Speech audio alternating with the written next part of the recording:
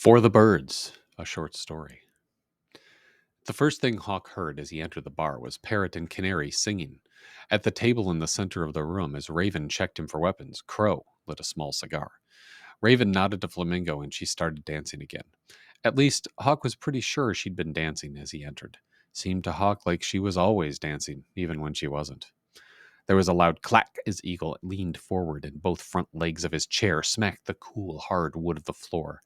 His beak slowly pushed towards Hawk from the almost darkness and into the light, bringing some fading tendrils of crow's smoke with it. It was obvious to Hawk they'd been planning something. About time, don't you think? The Eagle spit, suddenly snapping his beak. He leaned back in his chair again. Owl turned his head and met Hawk's gaze so quickly it was like he'd expected Hawk to look at him right then. Hawk would have been spellbound again like he always was whenever Owl looked at him like that, but this time Owl just looked down at the table again and started dealing the cards. You're late enough now, yes, Owl stated flatly.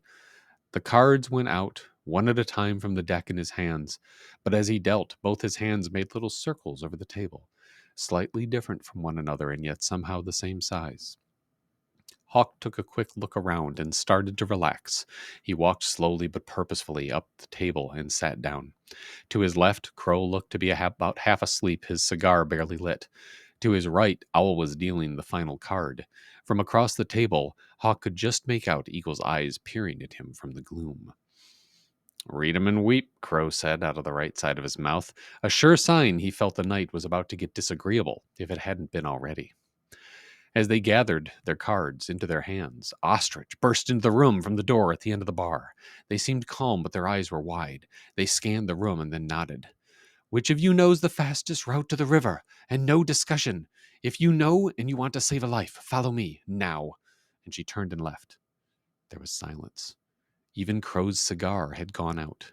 Hawk stood. What are you doing, boy? Owl said, gazing Hawk up and down. You prepared for that? Sure, you got it all figured out, Crow chuckled and coughed. Or was it a guffaw? Owl frowned at Crow. Don't confuse him. Shit, Crow shook his head. Just fucking deal him out, Owl, would you? Clack! Everyone turned to look at Eagle, who had seemingly leaned forwards and risen all in one smooth motion. As usual, he towered above the table. He glared at Hawk. Sit down. Hawk hadn't realized his shoulders had tensed, but it didn't surprise him.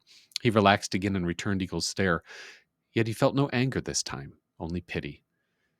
You know the way, he said to Eagle.